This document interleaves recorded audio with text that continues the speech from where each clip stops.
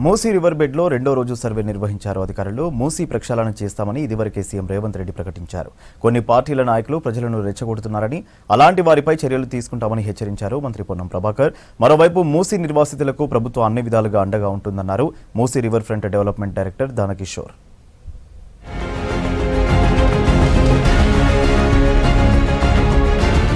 మూసీ ప్రక్షాళనను ప్రతిష్టాత్మకంగా తీసుకున్నామన్నారు సీఎం రేవంత్ రెడ్డి. మూసీ పరివాహక ప్రాంతాల్లో చారిత్రాత్మక కట్టడాలను పర్యాటక ప్రాంతాలుగా తీర్చిదిద్దుతామన్నారు.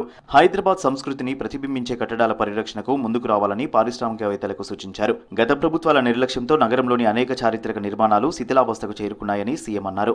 మూసీ నిర్వాసితులను రెచ్చగొట్టే వాళ్లపై పోలీస్ చర్యలుంటాయని హెచ్చరించారు మంత్రి పొన్నం ప్రభాకర్. రాజకీయ పగటి వేసగాలతో ప్రజలు జాగ్రత్తగా ఉండాలని సూచించారు. మూసీ బాధితులను ప్రభుత్వం ఆదుకుంటుందని చెప్పారు. బాధ్యతాయుతమైన ప్రతిపక్షం విలువైన సూచనలు చేయాలని, ఇష్టం వచ్చినట్లు మాట్లాడితే సహించేది లేదన్నారు పొన్నం. 10 ఏళ్లలో హైదరాబాద్ నీళ్ళ మునగడం ఆగలే, ఏం చర్యలు తీసుకునే ఏం లేదు. ఇలా కొంత మీ కార్యకర్తలకు ఉపయోగపడే విధంగా 10,000 రూపాయలు పంచుకున్నారు కావచ్చు, కానీ ప్రజల సమస్యలు మాత్రం పరిష్కరించబడలే. రండి, నేను తప్పకుండా మీ ఆలోచనను నిజంగా ప్రజలకు ఉపయోగపడేది ఉంటే ఆ ఆలోచనను అమలు చేసే విధంగా మా కార్యక్రమం తీసుకుంటాం. ఎంతసేపు రాజకీయంగా ఆరోపణలు చేయడం, సోషల్ మీడియాలో అబద్ధపు ప్రచారం చేయడం, ప్రభుత్వాన్ని బదనాం చేసే ప్రయత్నం చేయడం, ప్రభుత్వ కార్యక్రమాల ఆదిలోనే వైఫల్యం చెందినట్టుగా చూపేటటువంటి ప్రయత్నం మానుకోమని కోరుతా ఉన్నా. హైడ్రా కమిషనర్ రంగనాథ్ను వచ్చే సోమవారం ఉదయం 10:30కు విచారణకు హాజరవ్వాలని తెలంగాణ హైకోర్టు ఆదేశాలు జారీ చేసింది. పెండింగ్ లో ఉన్న భవనాన్ని ఎలా కూలుస్తారని హైకోర్టు ప్రశ్నించింది. వ్యక్తిగతంగా లేదా వర్చువల్ గా కోర్టుకు సమాధానం చెప్పాలని ఆదేశించింది. ఇటీవల అమీన్పూర్లో భవనాన్ని కూల్చేశారు హైడ్రా అధికారులు.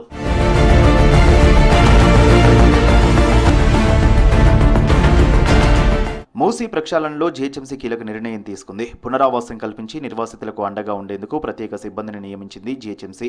14 మంది హౌసింగ్ స్టాఫ్ను నియమిస్తూ ఉత్తర్వులు జారీ చేశారు జీహెచ్ఎంసీ కమిషనర్ ఆమ్రపాలి. నిర్వాసితులను డబుల్ బెడ్రూమ్ ఇళ్లకు తరలించనున్నారు హౌసింగ్ స్టాఫ్. పిల్లి గుడిసెలు, జంగం మెట్, ప్రతాప సింగారం, సాయిచర్ కాలనీ, కమలానగర్లో డబుల్ బెడ్రూమ్ ఇండ్లను కేటాయించింది ప్రభుత్వం. కొల్లూరు 1, గాంధీనగర్, జయభవానీ నగర్, తిమ్మాయిగూడ, నార్సింగి, బండ్లగూడ, డీపోచంపల్లి 2, బాచుపల్లిలో ఇండ్లను కేటాయించనుంది సర్కార్.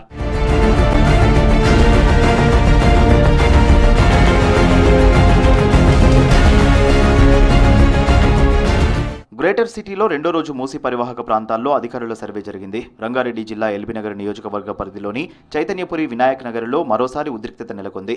మూసీ సర్వేకు వచ్చిన అధికారులను అడ్డుకున్నారు స్థానికులు. సర్వే చేయొద్దు, తమ ఇండ్లు కూల్చొద్దని ఆగ్రహం వ్యక్తం చేశారు స్థానికులు. అన్ని డాక్యుమెంట్స్ ఉన్నాయి, కరెంట్ బిల్ ఉంది, వాటర్ బిల్ ఉంది, ట్యాక్స్ కడుతున్నా. నేను నన్ను ఉన్న బలంగా వచ్చి ఖాళీ చేయమంటే నేను ఎక్కడికి పోవాలి? నాకు ఇంత పెద్ద ఇల్లు కట్టుకొని డబుల్ బెడ్రూమ్కి ఏడికి పోవాలి? నేను ఉన్న బలంగా వచ్చి డీటెయిల్స్ ఇవ్వమంటే నేను ఏడికి వెళ్ళి ఇవ్వాలి డీటెయిల్స్? సార్ డీటెయిల్స్ ఇస్తాను, నా గ్యారంటీ ఇస్తారా? నా ఇల్లు కూలిపోదని, నా ఇల్లు కూలిపోవడానికి గ్యారంటీ ఇస్తారా? మూసీ రివర్ బెడ్లో ఉన్న ఇండ్లను గుర్తించిన అధికారులు వారిని తరలించేందుకు ఏర్పాట్లు చేశారు. రాజేంద్రనగర్, ఎల్బీనగర్ సెగ్మెంట్లో ఉదయం నుంచి అధికారులు మూసీ రివర్ బెడ్లో పర్యటించారు. డీసీఎంలతో స్పాట్కు రెవెన్యూ అధికారులు వెళ్లారు. ఇండ్లలో ఉన్న జనాన్ని ఖాళీ చేయించి సామాన్లను షిఫ్ట్ చేసేందుకు సిద్ధమయ్యారు. దీంతో రోడ్డుపై బైఠాయించి నిరసన తెలిపారు జనం. తీవ్ర వ్యతిరేకత రావడంతో అధికారులు అక్కడి నుంచి వెళ్లిపోయారు. మూసీ నది ప్రక్షాళన చేయడానికి కట్టుబడి ఉంది రాష్ట్ర ప్రభుత్వం. మరోవైపు మూసీ పరివాహక ప్రాంతాల్లో ఇండ్లు పోతున్న పేద ప్రజలకు డబుల్ బెడ్రూమ్లు కేటాయిస్తామని తెలిపారు.